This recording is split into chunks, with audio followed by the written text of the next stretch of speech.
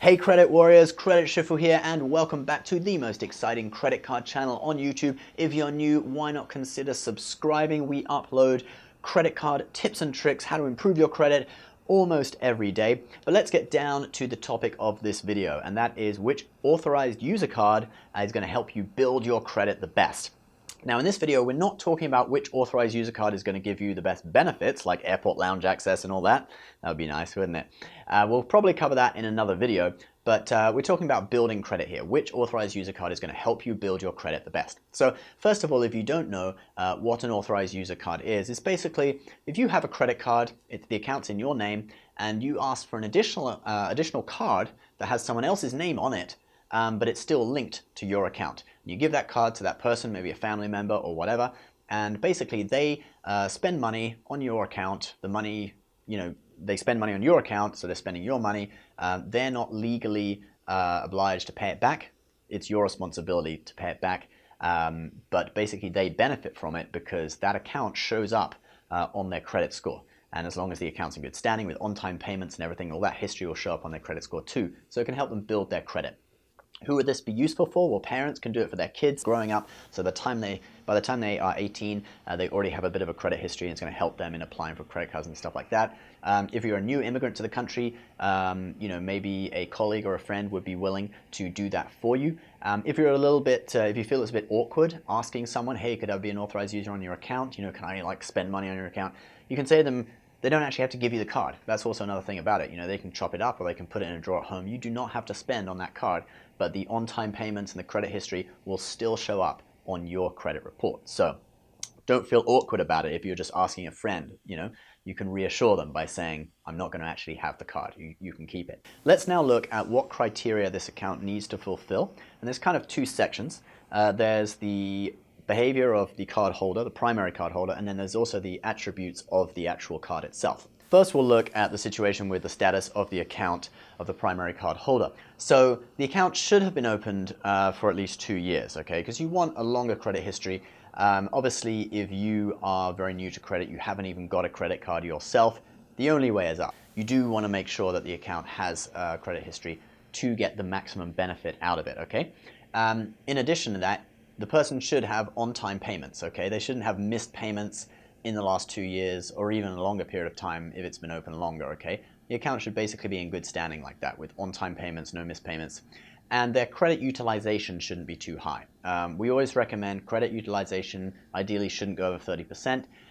If they can be under 10%, it's even better. That's going to have the best effect on your credit score. So those are factors to just ask the person. If you're becoming an authorized user of their account, you can say to them, hey, hey, Dad, have you missed payments on your credit card account that you're adding me to? Maybe I don't want to be an authorized user, huh? Or if it's your colleague, just ask them a few polite questions about it. Just make sure that they have on-time payments and all that stuff. So we'll now look at the attributes of the cards themselves, and there are two things to consider. The first thing is to make sure that this card is going to report the full credit history on that card to the credit unions on your credit report, the authorized user's credit report.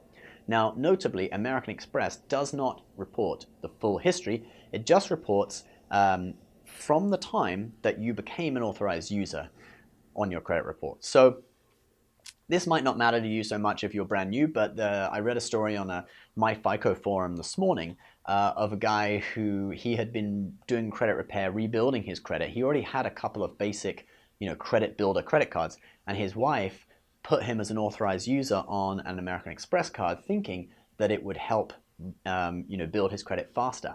Actually, because Amex doesn't report the full credit history, it looked like a brand new account had been opened, and it shortened the average age of accounts on his credit score, and it decreased his credit score by 20 points. And this guy was complaining that he could no longer get the best rates on the mortgage he was applying for because he had taken this 20-point hit, and it was going to cost him an extra $2,500 a year on his mortgage. So he really learned the hard way on that. Poor guy. But anyway. So that's just something to watch out for. Notably, Amex doesn't report the full credit history. Most other major card issuers do. You might want to look on some online forums like MyFICO just to get the most up-to-date information on that. Secondly, for the maximum impact on your credit score, you also want to make sure that this authorized user card is going to report to all 3 of the credit bureaus. Now, primary cards of pretty much all major banks in the US will report to all three. Okay, maybe there's a few that don't, but the major banks should report to all three, like Chase, American Express, etc. But for authorized user cards, it is not always the case. And I can just demonstrate this on my credit report. If we open up Credit Karma here, you can see on this one, TransUnion, I believe, there are 3 Chase cards listed. Okay, now one of those cards is an authorized user card on my wife's account. If we go over to Equifax, you can see there are only 2 Chase cards listed under this. And that's because the authorized user card must not have been reported. So Chase is reporting this authorized user card to only 2 or perhaps even 1 of the credit bureaus. Now, stuff like this changes all the time. So, to get the most up-to-date information, you may have to go online. Luckily, there is an easy resource. So the author of this book, Your Score, Anthony Davenport, and this is a great book, by the way. I'll probably put the Amazon link to it in the comments, in the description if anyone's interested in reading it. But he is a credit insider. He used to be a mortgage originator. Now he runs a credit repair business. He, on his website, I'm going to put that on the screen now, anthonymdavenport.com/yourscore. He has a little resource that has some information that he updates if there are any changes in the industry. And he tells you which cards report to all 3 bureaus. At the moment, those cards are Capital One, Discover, Bank of America, and Wells Fargo. And he does update this if there are any changes in the industry. So this might be a useful thing just to look at if you're thinking of getting an authorized user card. And obviously, if the one that you're thinking of getting or thinking of giving to someone is not on there, you may want to just phone up the card issuer and you can ask those 2 questions. Does it report the full credit history on the authorized user's credit report, and does it report to all 3 bureaus for the authorized user card as well? Those 2 questions are most important. So that is how to pick a good authorized user card. Those 4 we just looked at are currently ones that Mr. Davenport, the author of this book, recommends.